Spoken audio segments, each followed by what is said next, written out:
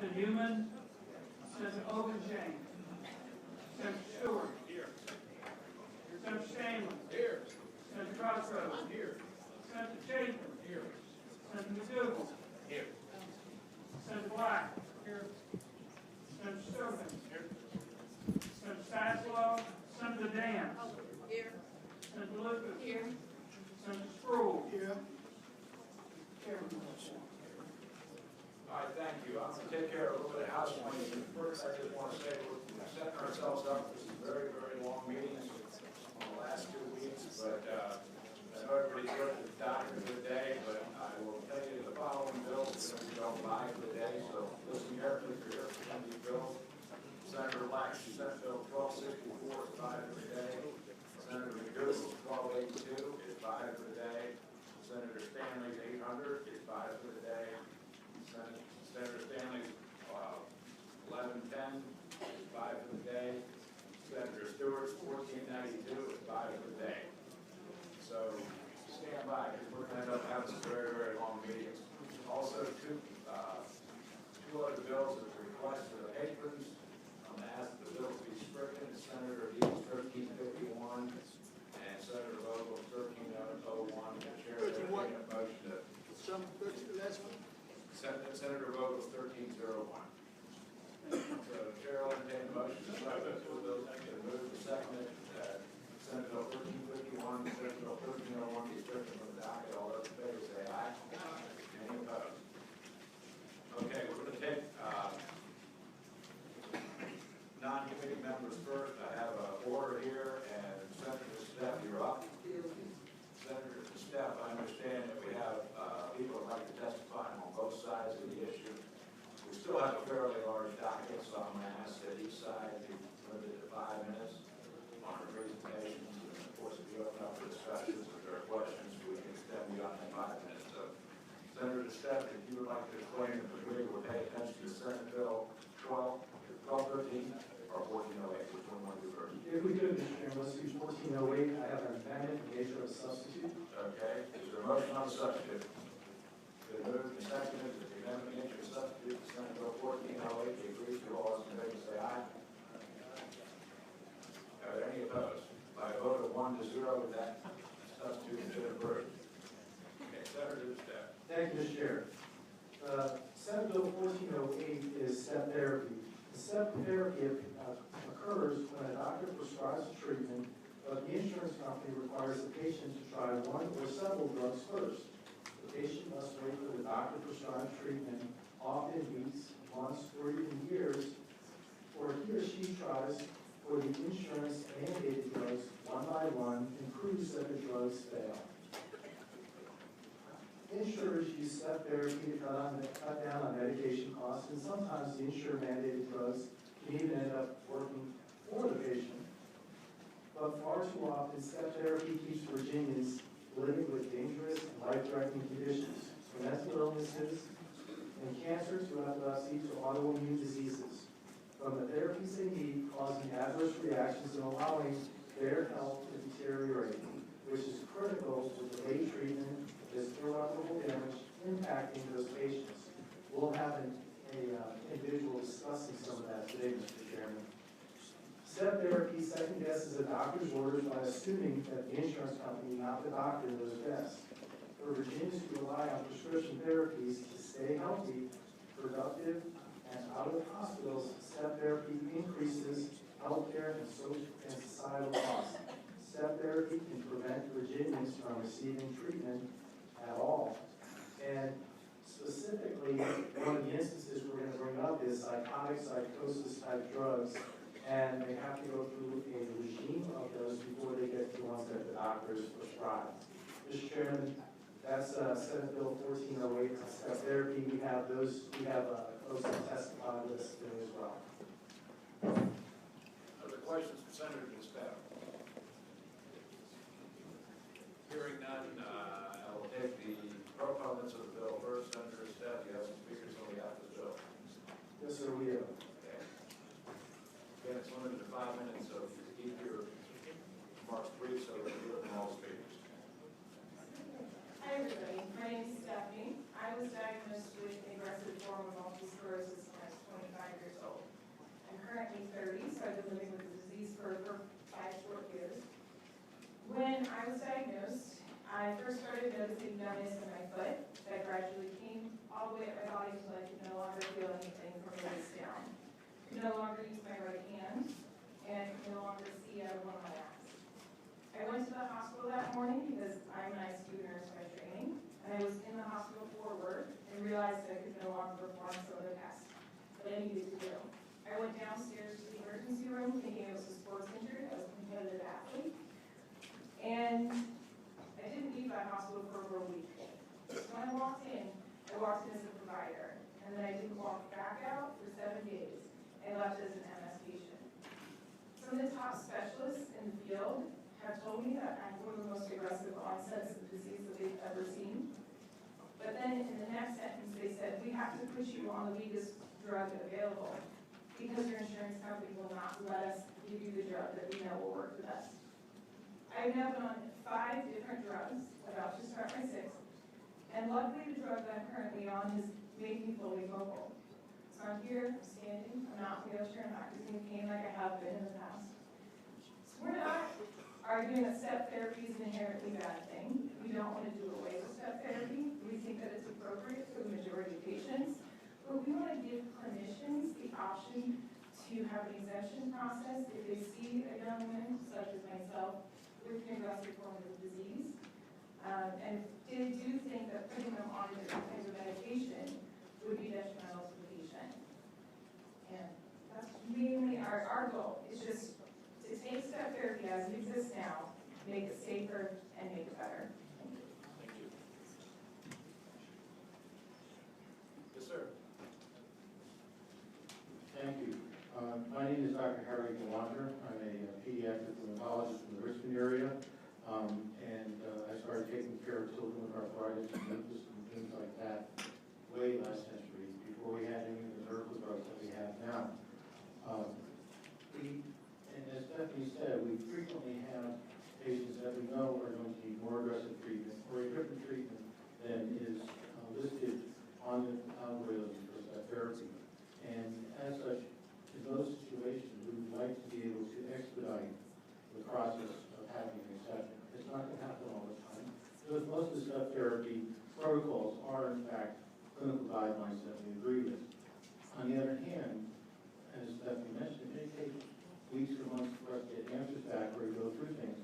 And part of the problem with the diseases that we care for, such as arthritis or MS, if you lose a neuron or if you lose cartilage or bone, it ain't coming back. So aggressive therapy up front, you shut down the effects of the disease and prevent disability and things later on, is imperative from both the clinician standpoint and the patient standpoint. So, as was mentioned, we do not want to get away with step therapy, but we want to make the exception process more transparent, faster, and just stronger so that all of us can stop wasting time going through these hoops when we know that it's not going to work. We've had situations where patients have been on the medicine, failed it, or been allergic to it, and then change insurances and have to start over again and suffer damage as a result. So you're asking to give a 10%, 15% case, perhaps, where there are exceptions, but we can make that process faster and easier for everybody. And I'd be glad to answer any questions that people may have as well. Are there any questions? Thank you, Don. Thank you. Senator Steph, you still have time. Mr. Chairman, I believe we may have 1 or 2 people against it from the insurance company, so I'll step out of the side and let them come up as well. Maybe just 1 or 2. Absolutely.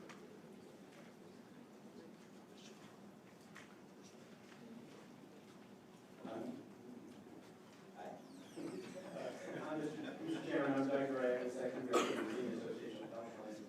I'm rising in opposition to this legislation on behalf of my 10 member plans who offer coverage for the private market, Medicaid, Medicare, and also for the state health plan.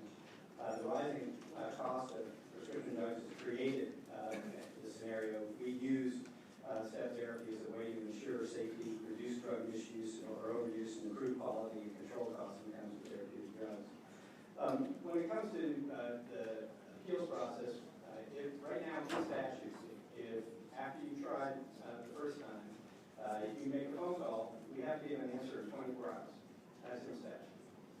We also, after that, if you want to go to an external review that is not in the hands of the insurance company, but the Bureau of Insurance for fully insured plans, you can do that. And we do not have anything to do with the answer. It's sent to an external review. So in terms of being able to get an answer and have an outside resource as well, those exist today in statute.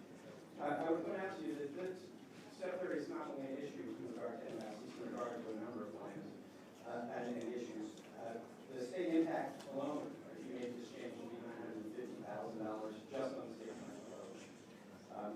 When we use step therapy, we are very successful in getting people on to use a generic when there is a generic grant available.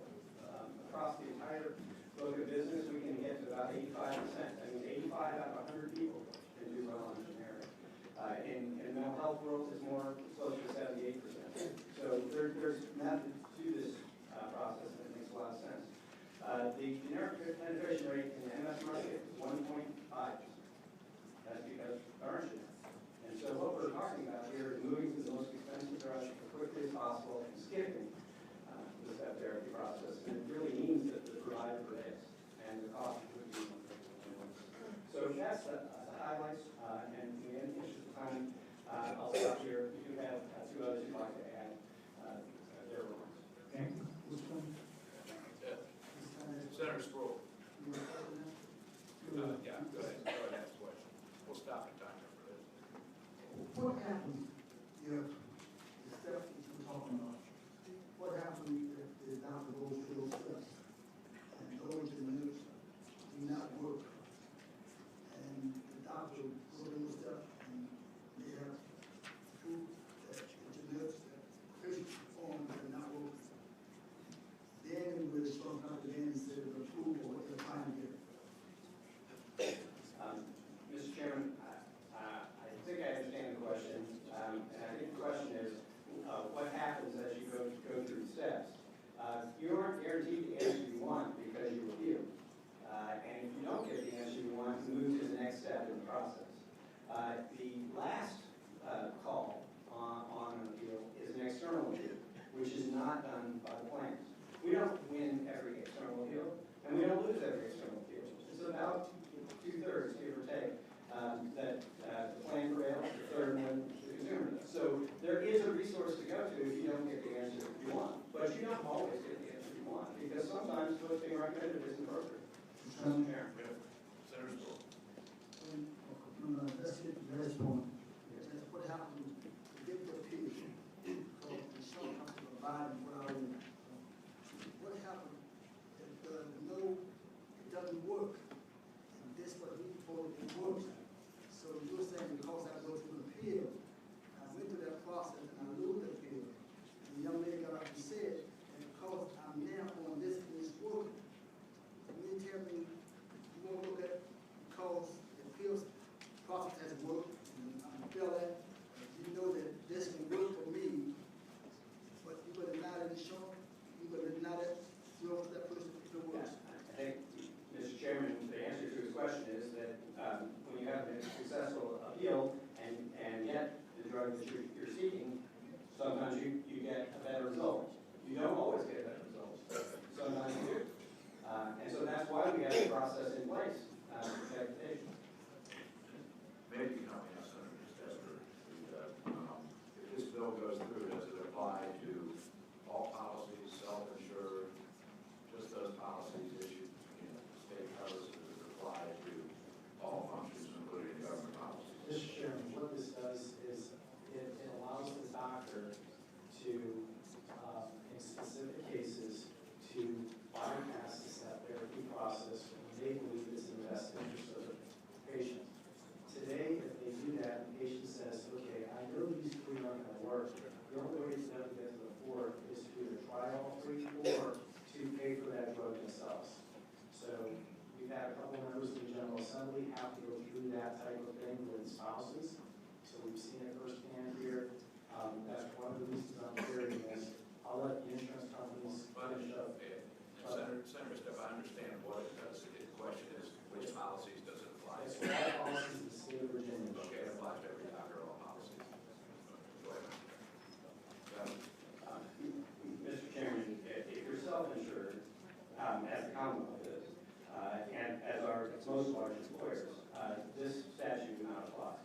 not apply to any self-insured entities. Self-insured entities are regulated federally. So when we heard this bill at the Health Insurance Reform Commission this summer, we had 3 witnesses here, and all of them were on a federal health insurance plan, which was self-insured. So the bill that we were talking about wouldn't have helped any of those constituents. And that's true universally on all neighborhoods, and this one as well. Okay, clock, timer's back on. Mr. Chairman, thank you. Mr. Chairman, members of the committee, Karen Addison on behalf of Pharmaceutical Care Managers Association, representing the pharmacy benefit managers. I just wanted to share the same concerns raised by Mr. Gray, and also point out that STEP protocols are developed through pharmacy and therapeutics committees, which are staffed by independent doctors, nurses, pharmacists, and academics who specialize in specific fields of medicine to develop evidence-based guidelines that are used in drug management programs.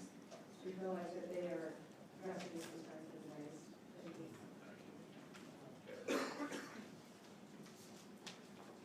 Mr. Chairman, members of the committee, Nicole Riley with the National Federation of Independent Business. The vast majority of our members are fully insured, so this bill would apply to them and their policies. And we believe that the step therapy protocols have been put in place to allow for making sure that costs don't escalate for our members with their premiums and for their employees. Thank you. Okay. Anyone else? Okay, Senator DeStefano, would you like to wrap up? Mr. Chairman, if I could, let me just ask one question, Mr. Chairman, members of the committee. If you have a child who needs a psychotic type drug, mind-altering drug, do you want to entrust that to an insurance company who has not seen your child, or do you want to entrust it to a doctor who has seen your child multiple times, face-to-face, to make the decision of which mind-altering drug your child gets? I will tell you right now that there are instances, even in Virginia Beach, the specific one I'm referring to is with the fees, where their child committed suicide on the second drug when the doctor prescribed one that they would not have gotten to until they got to the fourth. The young lady who testified earlier, she's not on a federal plan. This impacts her directly. Mr. Chairman, that's my question to you and the committee. Would you want the doctor to make the decision to see your child face-to-face, or would you want the insurance company who's never seen your child? Which would you prefer? Thank you very much. Thank you. Discussion, Senator Newman. Mr. Chairman, I think Senator DeStefano has done as good of a job on making this case against step therapy as you can get. The problem is there are multiple areas. One, it applies to those who can least afford to pay it, which is the small businesses. It doesn't apply to the Commonwealth. You could pay it. It doesn't apply to ERISA base like my company. It's the small ones. The other is that, years ago when we put in step therapy, we did it just try to curb the cost of prescription drugs. At the time, the system was being gamed by certain pharmaceutical companies coming in from the side and trying to get their drug approved. You may remember that we had one on warfarin a few years ago. That product alone, just one drug, was $1 billion if we did not allow the generic opportunity there. Mr. Chairman, I know in our Education and Health Committee, we have made step therapy kind of a hallmark. We needed to make sure that we had ways around it, so we set up an appeal process. And as much as I appreciate the bill that Senator DeStefano put in and the way he's presented it today, this bill, I think, is one that goes after the district that needs support and pay it, and also really will most likely with those guys have a pretty big increase in cost. So I would hope that the bill would not be agreed to. If it did, I'd like to see it go to our Education and Health Committee or Finance where we pay for it. If we expand it to include the state budget. Senator Poole. Mr. Chairman, something bothers me here. The question bothers me, looks like to me that we're really concerned about the insurance company and the cost. Concerned was that if a doctor says that this will work for me and my family, let me use it for an example that I have a granddaughter who had a problem with the snow in North Carolina, wants to be shot for $9. That's cost more than Jimmy. And Poppy pays for it. But my concern was that she had problem with pain, operative pain, coalition form. And that treatment will work for her and makes her feel better at age 14. because of the nurse that we have here in Virginia, it didn't work. And so it costs money, I don't pay for it.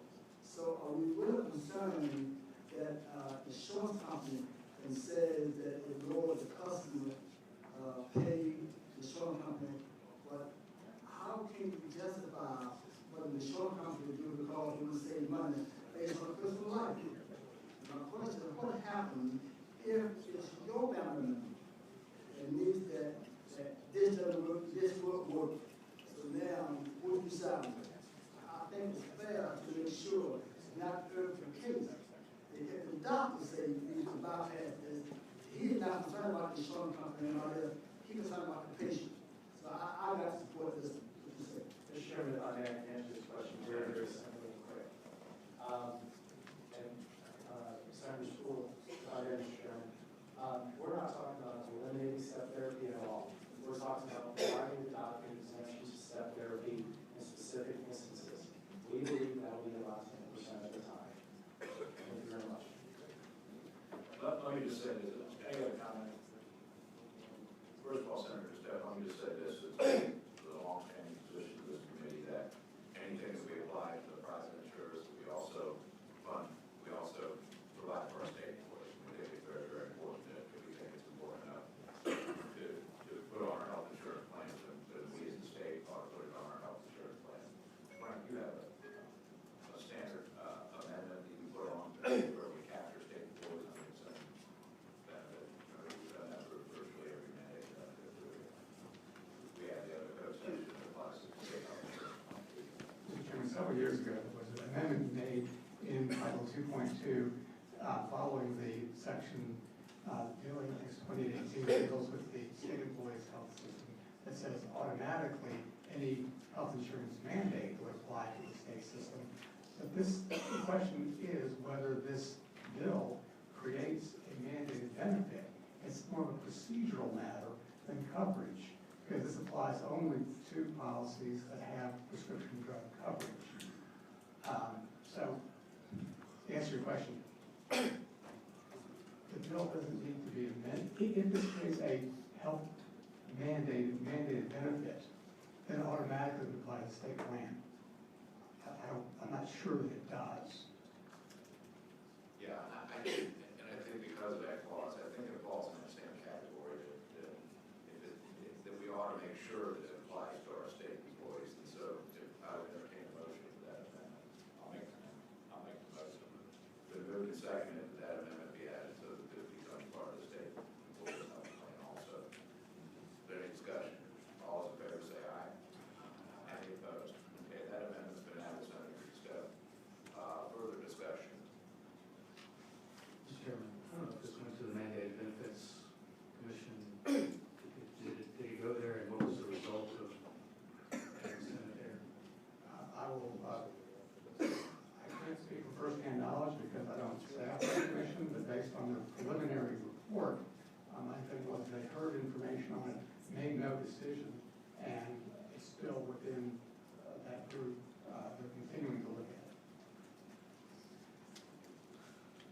Mr. Chairman, I mean, really, if we go after step therapy, then we've got to be ready to pay the consequences when it comes to our insurance rates. It is going to impact us in a big way, and our Education and Health Committee looks at these things often, and I think it's appropriately where it needs to be, but this is a pretty big change. Mr. Chairman, I would move that the bill as amended be referred to whatever the new name is for the mandated benefits commission. Yeah, your motion, do I hear a second? Second. Been moved and seconded that the bill be referred to Health Insurance Reform Commission. Yes, Mr. Chairman, the Health Insurance Reform Commission is the successor to what was the Special Advisory Commission on Mandated Health Benefits. I may need a second to discuss with the clerk what the proper motion is, because this isn't, the motion would be actually to provide with a letter.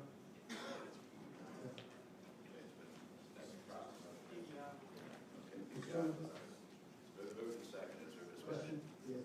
Senator Spruill. It's still getting moved over here. And when you send something to a commission, that a kill commission? I mean, that's a commission, Not it's a kill necessarily, bid. I would say, Senator Spruill, not necessarily. It's a guild.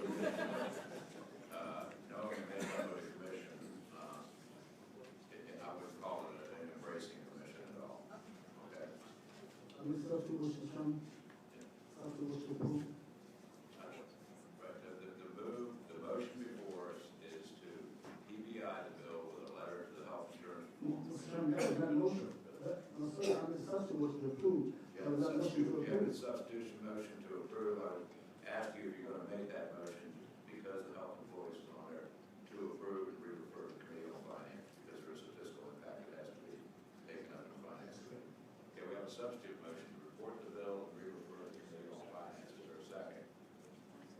It's been seconded. It's been moved and seconded. Substitute motion takes precedence over the primary motion. Clerk call the roll.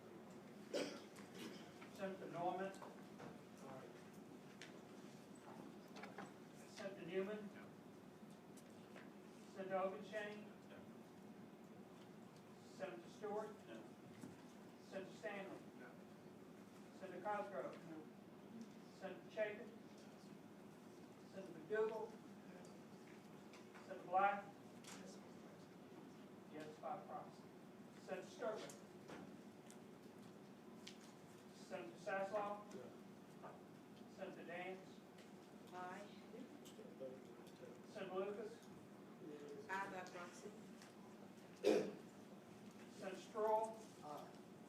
Aye. Mr. Chairman. Mr. Chairman, on this side, are they all Democrats on this side? I'm trying to learn. Look, I don't see many guys.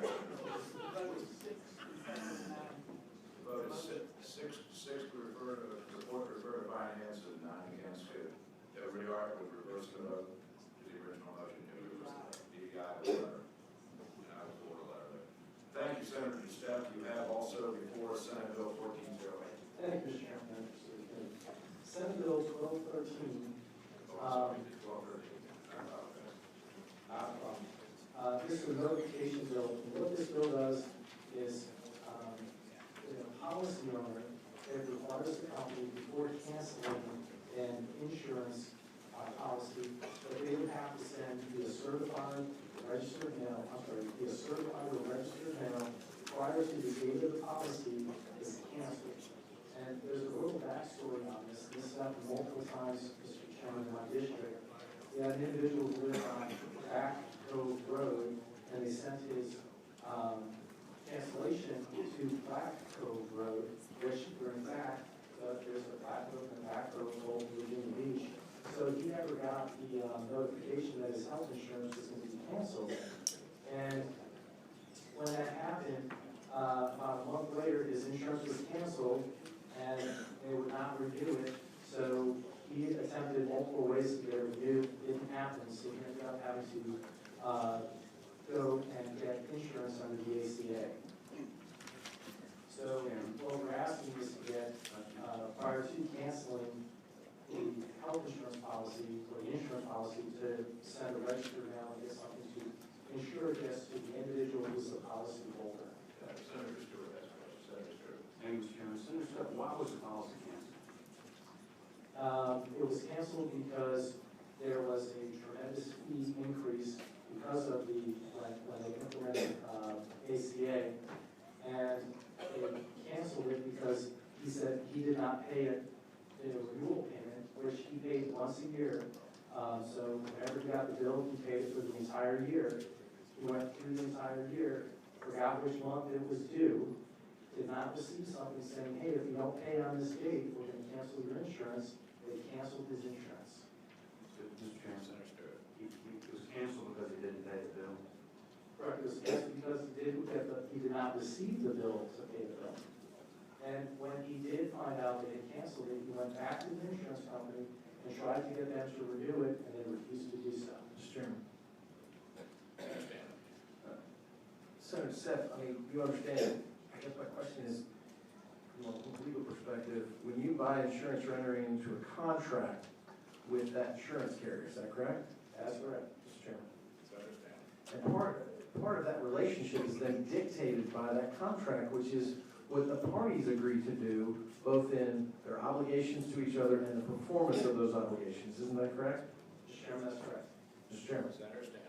And so those parties then are free to determine, like in any contract, if there's any default notice or a breach, where one calls a breach and the other is notified, to determine how that notification goes from party A to party B. Isn't that correct? Mr. Chairman, that's correct. And, Mr. Chairman. Understand. And what you're asking us to do here is actually require that any notices have to be one way, not what the parties agree, but what the state says they must be? Is that correct? Mr. Chairman, if I may. Yes. That is correct. However, what I'm saying is prior to it being canceled, this was canceled because the insurance company sent it to the wrong address. Mr. Chairman, Senator Stanley. and your punctuation is impeccable, and I really want to compliment you on that.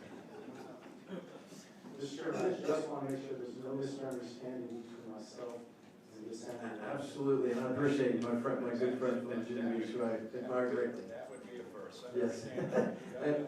And so finally, I'd ask, is that what other areas do you know where we have private individuals entering into formal contracts with people, vendors, people who sell things, where the state requires that any cancellation for failure to pay or to uphold their obligation requires a letter by certified mail?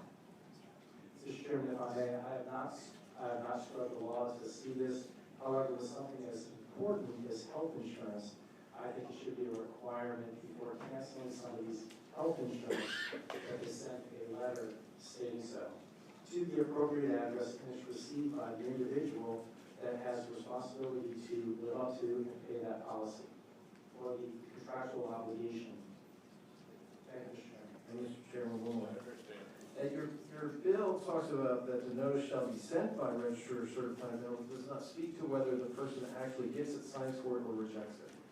Do you intend to do that, or what happens in those circumstances? Mr. Chairman, if I may, I believe it's inferred when you send something via certified mail that it's signed for and sent back, so we ensure that it gets to the appropriate individual who, again, is identified on that contract. And I thank my friend from Virginia Beach for answering my questions. Thank you, Mr. Chairman. Thank you. Are there any other questions? Senator. I was going to ask if there's any support or opposition to this bill.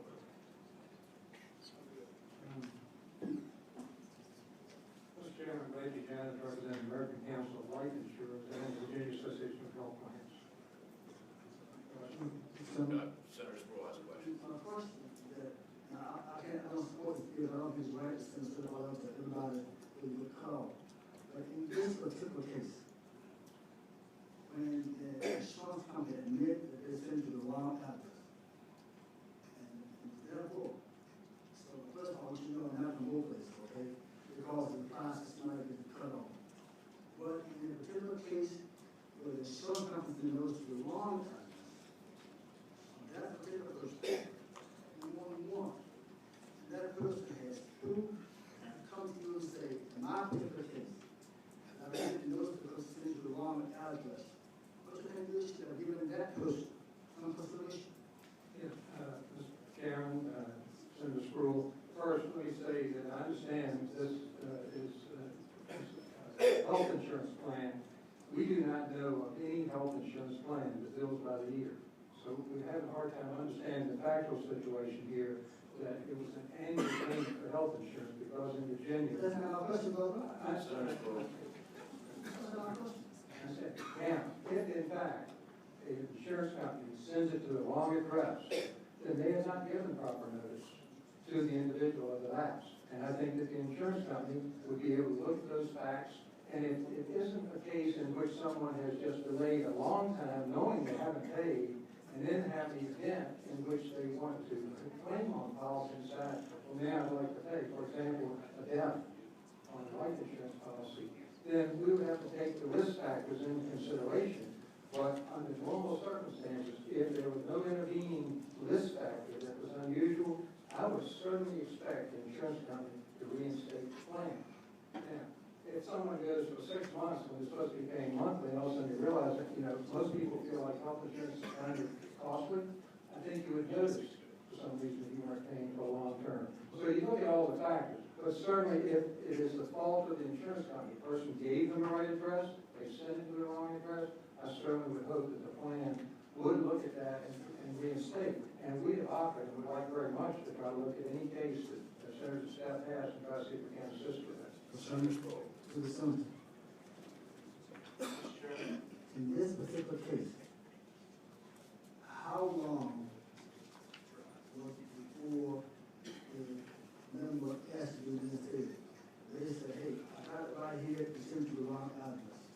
how long do you wait?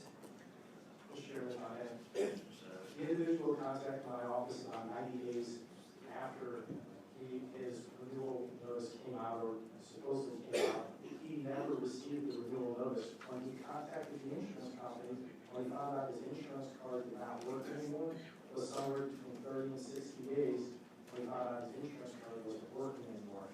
At that point, he called the insurance company to figure out why his insurance wasn't working. And the insurance company gave him the address that they had sent it to, and he goes, well, if you sent it to the wrong address, I never received it. Mr. Chairman, if I may elaborate a little further on the insurance.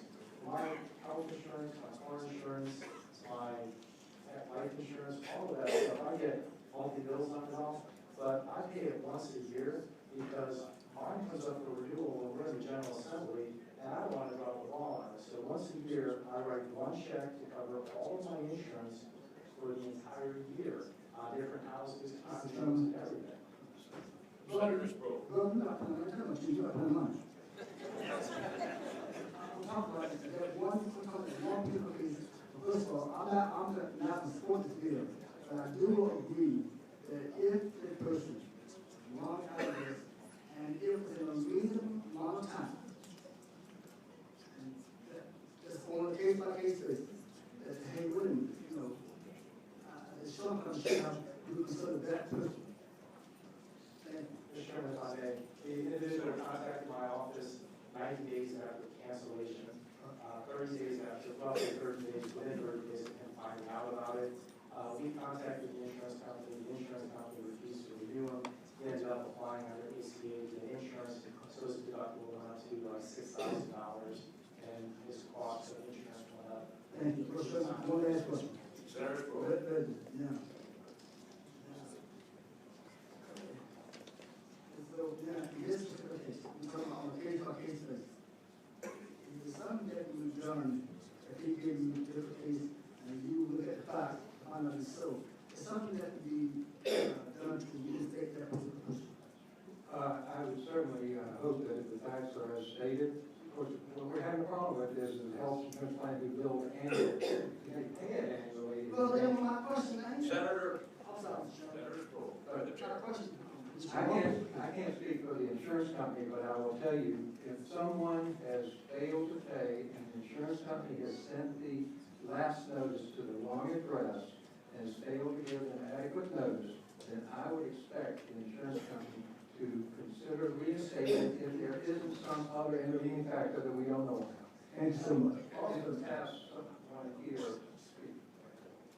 Senator Sackler. Reggie, you would concede from time to time, big companies, small companies, but big companies in this case, screw up. Is that correct? All right. Well, I'm going to give you a personal experience, and then I want you to comment on that. Tell me what you think. Last March, after I got home from the General Assembly, we got a letter that we hadn't paid our gas bill in about 4 or 5 months. I was a little startled by this because they were supposed to be drafting that money every month out of my account, out of our account. So they left a message on our phone. There ain't no letters, they just left a message. So I don't live all that far from there, and I rushed a check over there, all right? They told me they had been having trouble with their software, and they were working on it, okay? About 4 or 5 months later, I got another phone call. Haven't paid the bill in 4 or 5 months. So I utilized, and he was very good about this, Scott McGarry. I asked him, as much as I hate to do this, I want to get a monthly bill in the mail. I got to tell you, that's a little bit of a pain when you have to go take vacations, or when you take vacations and you come back and you got to rush a check to the mail or whatever. The reason that I bring this up is that I can understand what happened here, and it seems to me, while there's not much the legislature can do about my situation, there probably is something that they can do about that. And we ought to be able to fix something to help out a situation that he's described to you, because obviously this company didn't use common sense. I guess they canceled the bill, is that right? You would hope they would use common sense, but in this case, they didn't. While if you're in the legislature, you generally can solve a lot of these problems yourself, but the average citizen can't. So what do you recommend? We just can't keep walking away from these things because it's an inconvenience to some large company. Mr. Chairman, we're not looking at it as just simply an inconvenience. We're talking about adding significant expense on last notices to the companies that they got to pass along to customers, to the insurers. For life insurance, it may not be as significant. Whereas life insurance typically you may pay monthly, semi-annual, or annually. But in health insurance, there are a lot of lapses in the health insurance industry. People paying monthly. Some people, that is a regular occurrence, that every month is late, and you have 3 letters that are sent. One to say you're owed, one to say you missed it by 30 days, and another one to say that if you don't pay it within 30 days, then we'll terminate the policy. So there are 3 notices that are sent. This doesn't solve the problem if someone makes a mistake on where it's sent. Even sending it by certified mail, unless you have return receipt requested, then it still won't solve the problem, which I don't think the bill does. But Hold on. Senator Sasslaw. Mr. Chairman, hold on here. We're not talking about companies that are operating on narrow margins. All during that mess, there was one industry where, other than AIG, which is a reinsurance company, the rest of those companies did quite well. And when you say this is an extraordinary expense, let me see if I get this right. We pay them hundreds of dollars a month in a certified letters about what, $2, $3? Which health insurance company is going into bankruptcy over this? well, you can multiply that by quite a few enrollees who are delinquent in their payment, and so it can become quite an expense. But also, the fact is that insurance companies do everything they can. They want to be able to find individuals, but they don't want lapses. They want people to pay their insurance. And so what these companies do is they also, most companies have this thing that's a trace and follow, a track and trace system that they do have to determine where it's been sent and that it's been received. That's not very expensive to track and trace. And so they already have that system for most companies. Not every company does that. But also, we look at throughout the country, there are only 2 states that have anything similar to this, at least I know in the life insurance side. I don't know for certain on the health insurance side. But also, we have reinstatement policies under state law. We have laws that govern reinstatement, and someone's here from Genworth who deals with that, and I'd like you to hear from him regarding reinstatement policy. Mr. Jones, you never said it, but I gather you're opposed to the bill. Yes. Okay. Thank you. Could we hear from the other speaker? Now, I will talk to, let me inform you, half our docket was killed. We're now 45 minutes into it. We're not through the second bill yet. We still have about 14 more bills to go. So you can start to do the math, but we'll move on. Yes. Thank you, Mr. Chairman. My name is Pat Reeder. I'm with Genworth Financial, Director of Government and Industry Relations. We also vote this bill, as Mr. Jones was saying, from the life insurance industry standpoint, and really for health insurers, the companies want to reach the consumers. That's bill. We want bills to receive because bills received means that bills get paid. It's a very fundamental level. Companies have robust tracking systems for mailing. They also have robust systems for return mail. So return mail doesn't just get thrown away. People look and try to find. It is a very active process to do that. State law on the life insurance side requires reinstatement. The life insurance side actually requires 3 years. If someone comes back, they have to pass insurability, they have to pay back premiums. But if something has happened and there was a mistake made, there are provisions in existing law for that. And so it adds a level of complication. It's not necessarily just the expense of the certified mail, it's the expense of tracking and following and the administrative cost and frankly the manual administrative burden of doing that. It's unnecessary in our opinion. There are other alternative ways to do that. Thank you very much. Okay. Is there anyone in favor of the bill? Mr. Chairman, Jill Hankin from the Virginia Poverty Law Center. We do support this bill. It seems to me that this is a small measure that would help avoid inappropriate or improper terminations of health insurance. I think the insurance plans should do everything they can to communicate with their members before plans are canceled, and this is one reasonable step they should take. Thank you. Any other witnesses? Okay. Senator Steph, I think we understand everything involved with the bill. The committee operates by motion.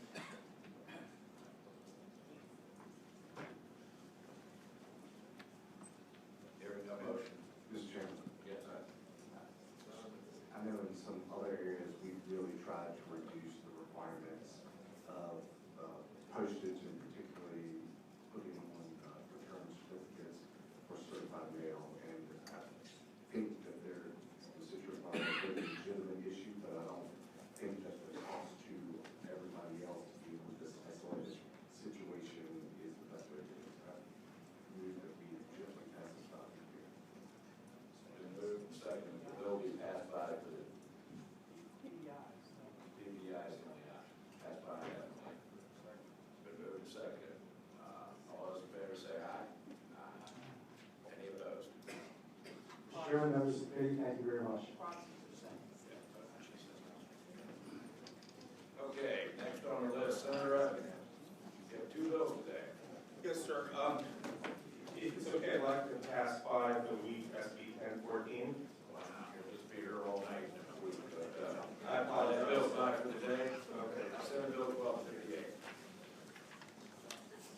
Senate Bill 1258 is similar to, but not the exact same as something we tried to do last year, which was to have an energy storage consortium. I believe it was you, sir, who suggested that we look at merging them into the solar development authority. And that's what this bill proposes to do. We know that storage growth is a big thing. We also know that it's an emerging industry that Virginia can take part in.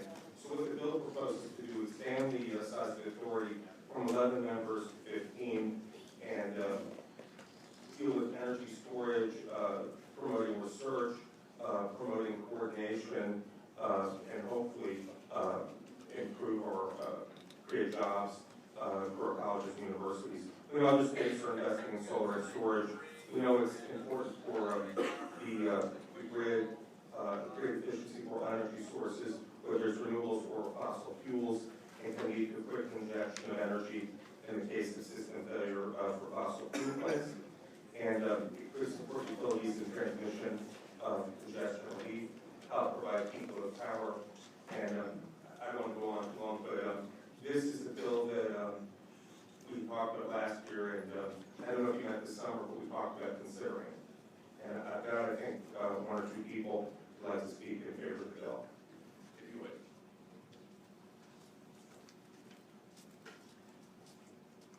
Mr. Chairman, the committee, Catherine Bond, Dominion, and we support this legislation.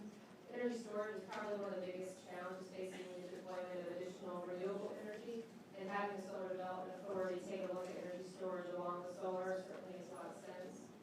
In the interest of full disclosure, I do sit on the Solar Development Authority. I do not speak for the authority as a whole. Thank you, Kathy.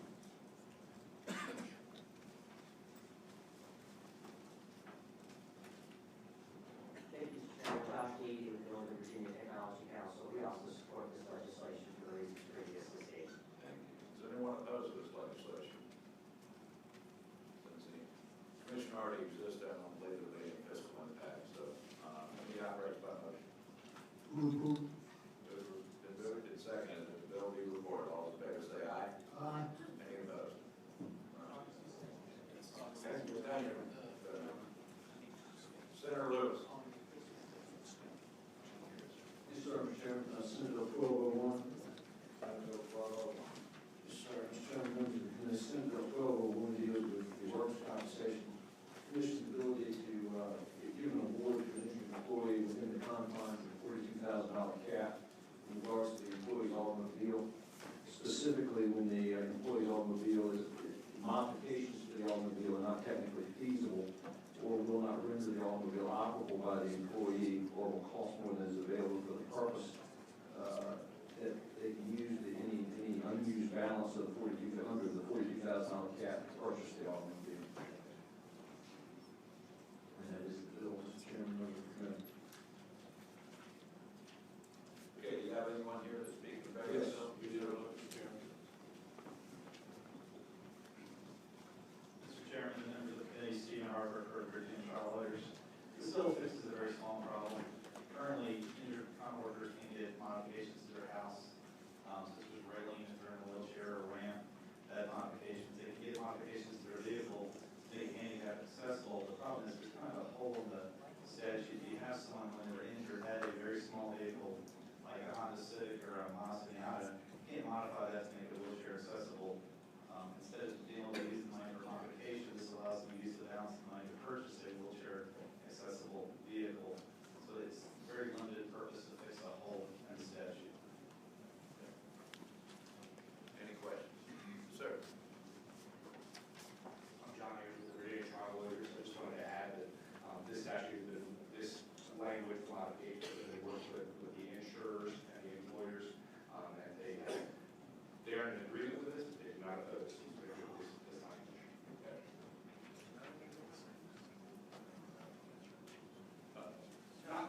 Not supportive. This language is good with them. They're not supportive. They're not here to oppose. Right. Okay. Are you aware of any opposition? No. Is there anyone who opposes this bill?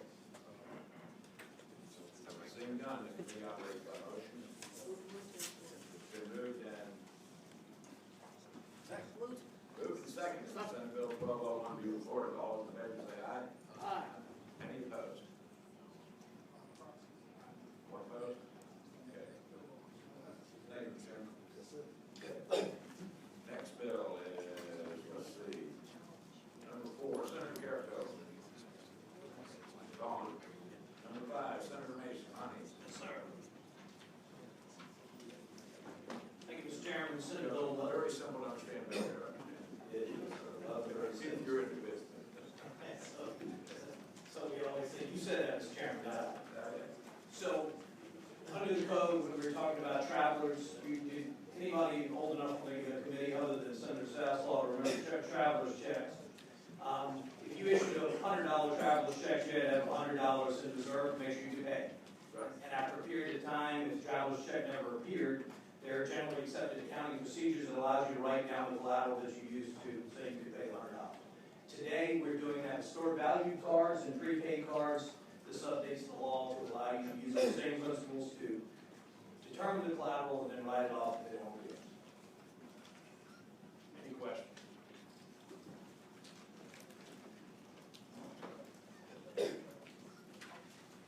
If I'm not mistaken, Senator Stanley asked the genesis of the bill.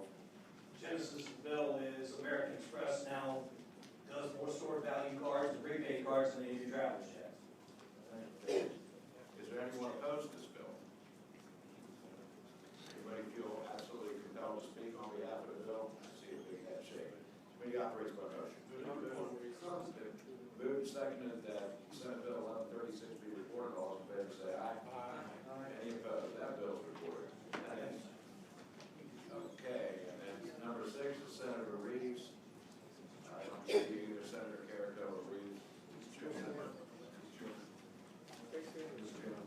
Yeah.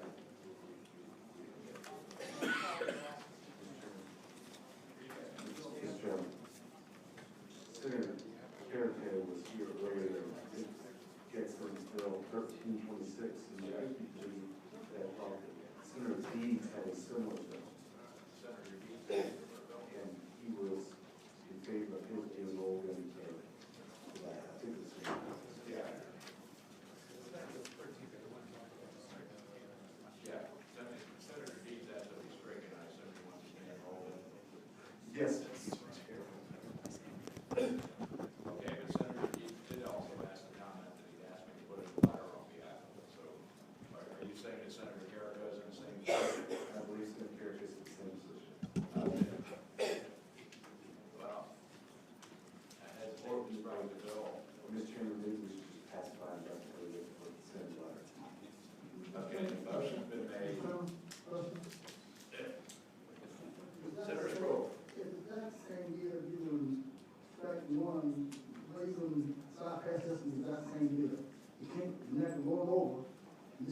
striking one, so why not this one?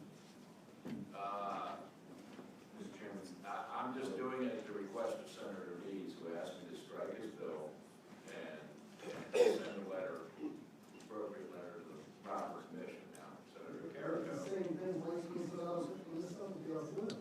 Well, we voted to strike the bill. Mr. Chairman, We have, I would say, Senator McDougal. I'd say traditionally, a member who is introduced the bill is the only person that can ask that the bill be stricken.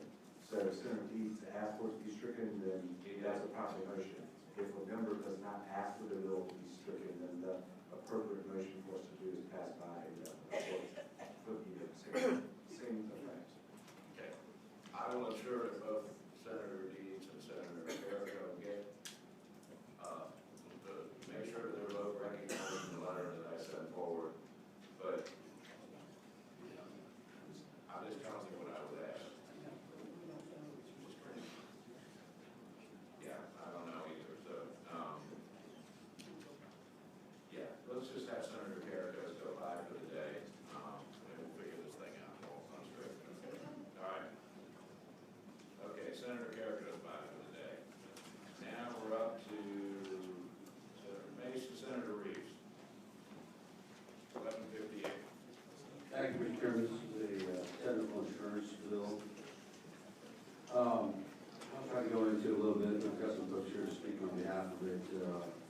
There's part of it, there's no opposition to it, but basically this is a licensing and restriction bill that harms reciprocal insurers. Currently, as the law stands, a stock insurer domiciled in another state but doing business here in Virginia does not face the same requirements to prove that it's actively writing business in the state of Arkansas. So reciprocal insurance does, and a health insurance market should really be a level playing field for all competitors. Mr. Chairman, there is a line limit that the Department of Insurance would like us to move forward, so if we could move forward with that line limit.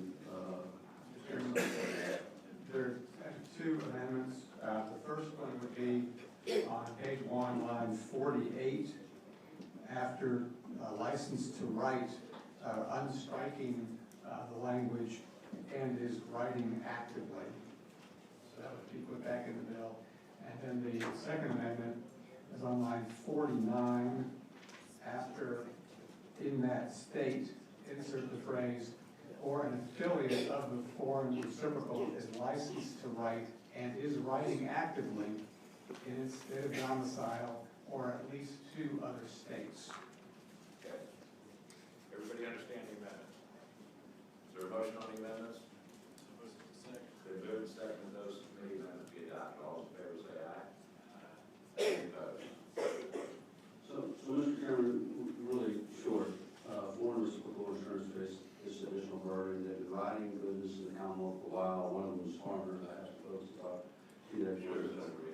Very, very brief.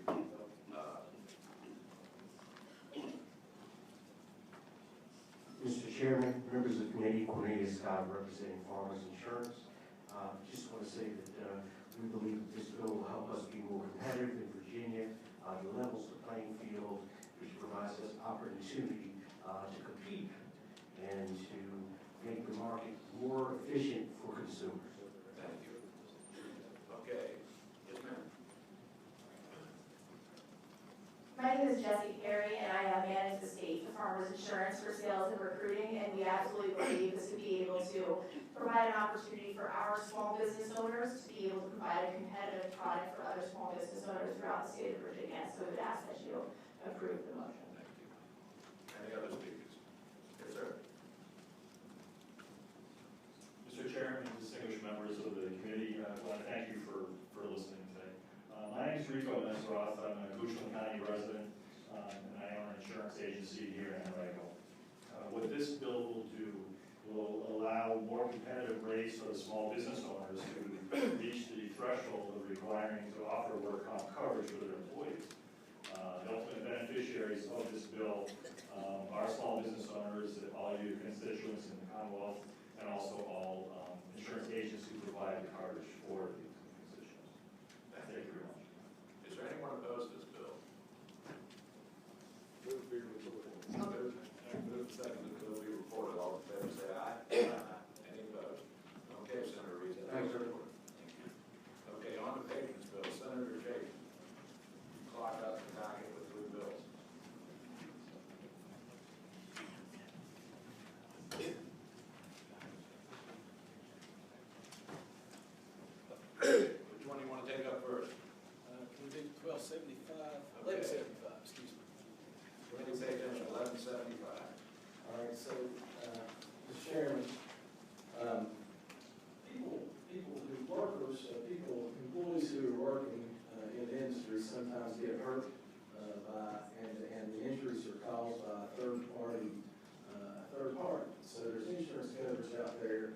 provide coverage for their injuries, but if they receive workers' compensation benefits during their employment, there's a lien against those benefits. And so the workers' compensation insurance there, they have the right to come back and subrogate and try to collect back on their lien. Now, once upon a time, the law in the Commonwealth required, if there was arbitration, people would get together and settle those liens. They had to also involve the employee and also the employer. There was a case recently that the name of it is N.A.A. Williams versus Campbell Hospice. It's a Virginia Court of Appeals case, and that changed all that. It kind of set it on its top, and it changed the rules the way they had been for a long time. So what this bill seeks to do, and the risk, the problems that were caused by Williams was there could be the person who caused the injuries, the person who had the insurance coverage, their insurance could run out. The case could be settled, the lien could be settled, and it would use up all the coverage so that the injured party wouldn't get any coverage, or the person responsible for having caused the accident might lose all their coverage. So also, the employee doesn't now have the ability to object to the arbitration or to the settlement. And also, this new case has caused an incentive for workers' compensation carriers to rush to try to settle these things, while the personal injury case is still out there. If their case settled, get as much of that coverage as they can get. So what this bill seeks to do is to not roll the hands time back completely, because that can't quite be done with all of the placeholders that are involved. But what it would allow for is a process where prior to the commencement of any arbitration, there would be an itemization of expenses associated with the lien that would be set forth and provided to the injured person. So they would get notice of what the lien was, what the itemization of the costs were, and upon the receipt of that itemization, they have 21 days to provide a written objection to those expenses and include in the lien to the employer. And if they don't file those written objections within that 21 days, it's going to be deemed to be late. I believe I believe I better offer you a substitute. I'm well into it. I think Been moved and seconded, substitute be adopted. All those in favor say aye. Any opposed? Okay, substitute for us. Yes.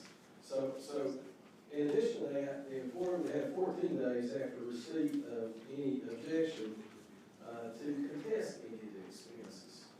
And the final thing is, if the expenses end up contested, then they'll be submitted to the commission, and those expenses will be litigated as opposed to being part of that arbitration process. So what this essentially does is gives all parties notice. It brings them all back in. It gives them certain rights, certain features, ways that they can object, ways that they can agree. But the primary thrust of this is to keep all parties, all placeholders, all on the same subject, as opposed to doing something that is behind somebody's back or that they might not even know about. Okay, yeah, a little review, but let me, good order. Give me a practical example. I've got an employee driving a company truck and another vehicle slams into him and it's the other person's fault, okay? But he's on my time driving the vehicle and he's gonna file a workers' comp claim for the injury. Now what happens? What happens under the old decision and what changes are gonna happen? Okay, so your employee who gets hit, breaks his leg, he has a claim for being out of work for a certain number of days. He's got a claim for the cost of those injuries, medical expenses, and the way it is right now, the comp carrier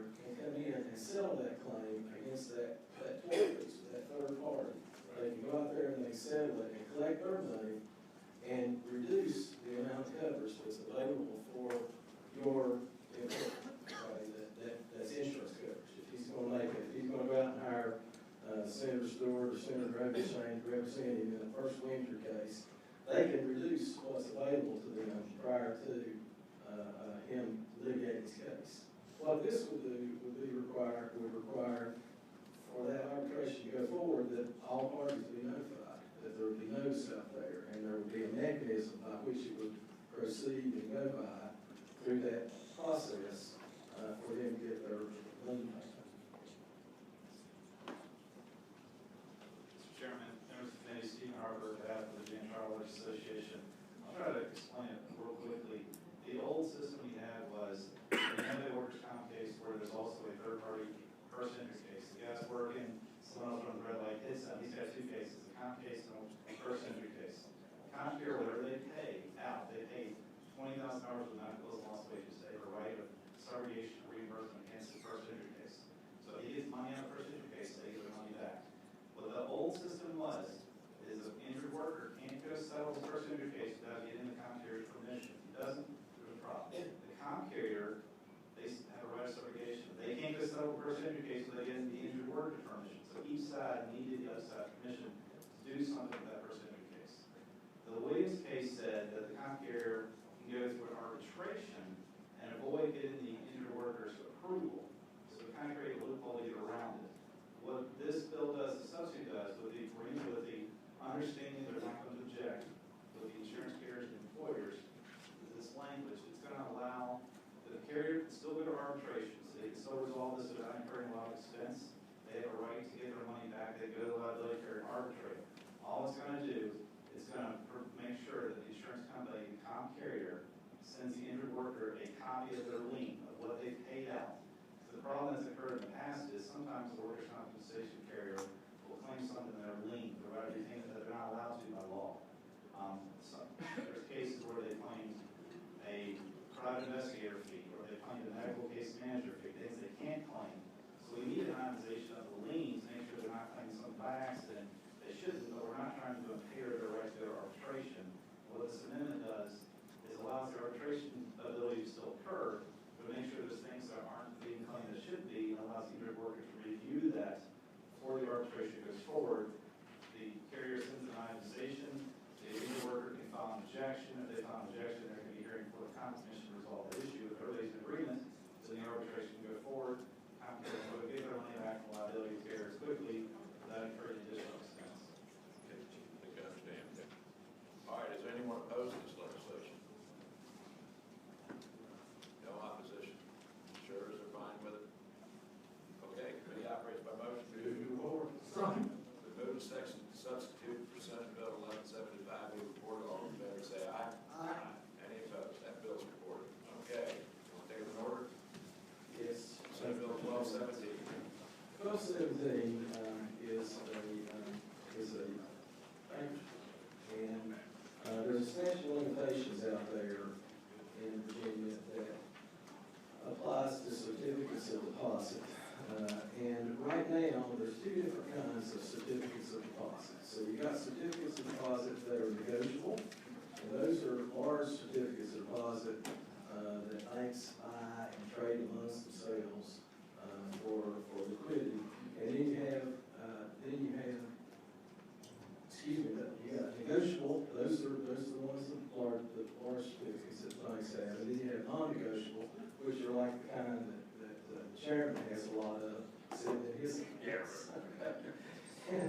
And so it's unclear right now whether or not statute of limitations applies to deposit accounts and also to the CD accounts, whether or not it applies to all of these, both negotiable and unnegotiable. So what this bill does, it makes it very clear, and it articulates that the section that applies, that this section of the statute of limitations, 6-year statute of limitations, applies to both non-negotiable CDs as well as negotiable CDs.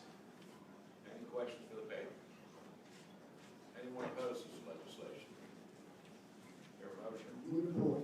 Second, move to second, Senate Bill 1217. Report all those in favor say aye. Aye. Any opposed? 1289. Yes, sir. This bill pertains to natural gas utilities. And currently, there's a statute out there that I'm seeking to amend. This applies in small rural locations. I have a gas utility provider that is looking to do some infrastructure and try to provide gas services to more customers in small, very small little towns, small areas. And what this does, it would exempt any natural gas utility serving fewer than 2,000 residential customers. Currently, it's 1,000. It would increase it to 2,000.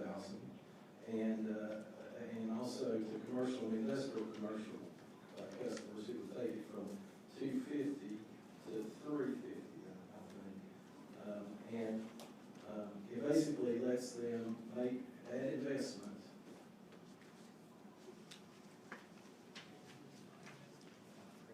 I've got a line amendment too, Mr. Chairman. All right, finish your explanation. We'll take it.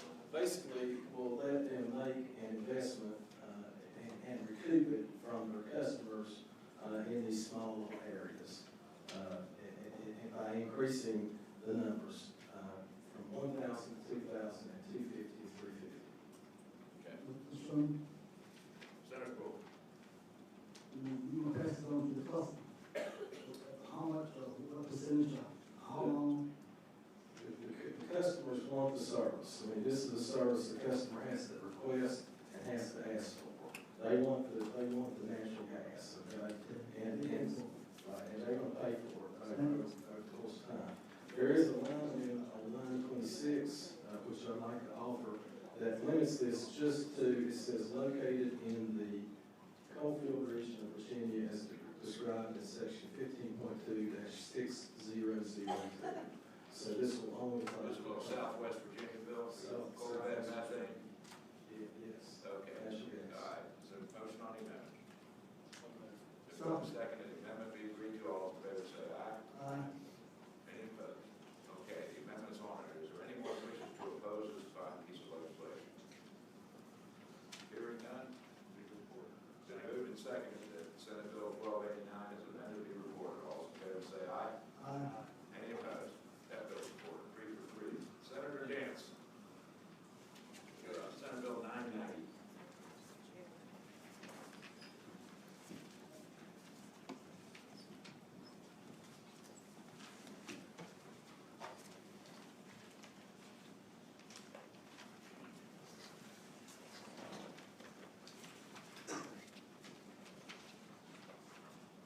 Mr. Chair, there's a substitute the staff has. Alrighty. Here's a motion on substitute. Been moved second that substitute to Senate Bill 990 be adopted. All in favor say aye. Aye.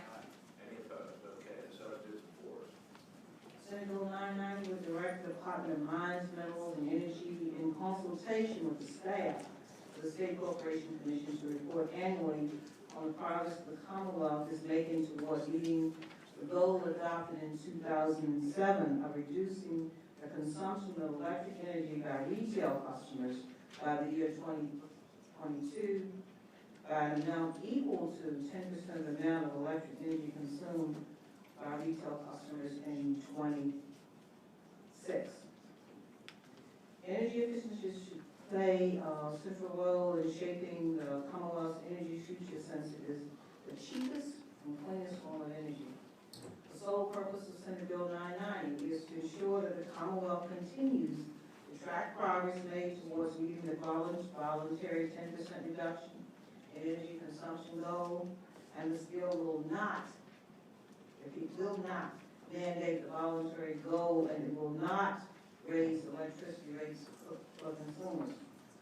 This is, some simple bill which ensures that some entity, whether it be the Governor's Executive Committee on Energy Efficiency or the Department of Mines, Minerals, and Energy, continues tracking our progress on this goal beyond 2017.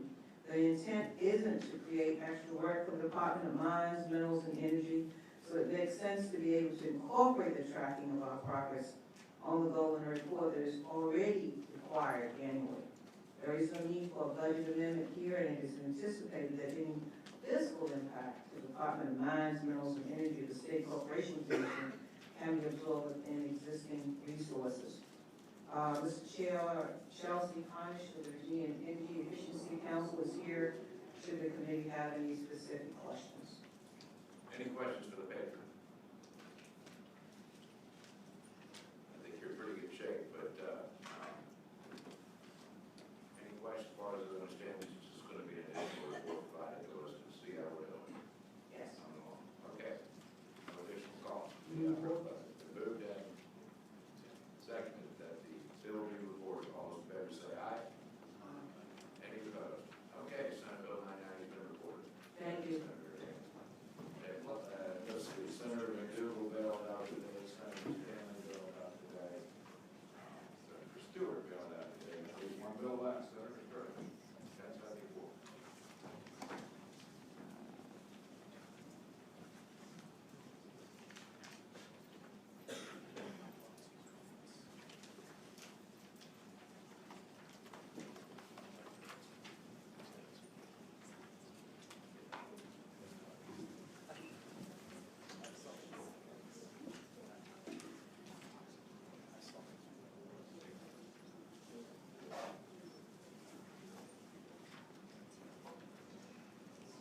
Senator Sturgeon, it's all yours. Mr. Chairman, thank you. You have for some help or what?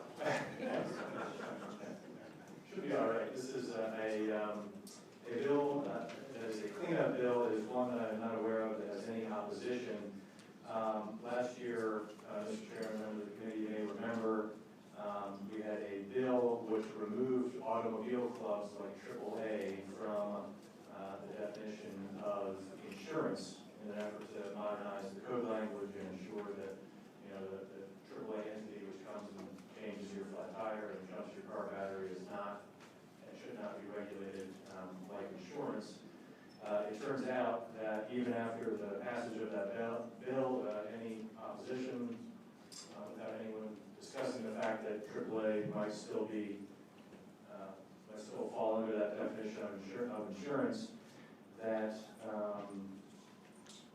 the Bureau of Insurance, after session, determined that possibly AAA could still fall under that definition. And so this is a cleanup bill to make clear that automobile clubs like AAA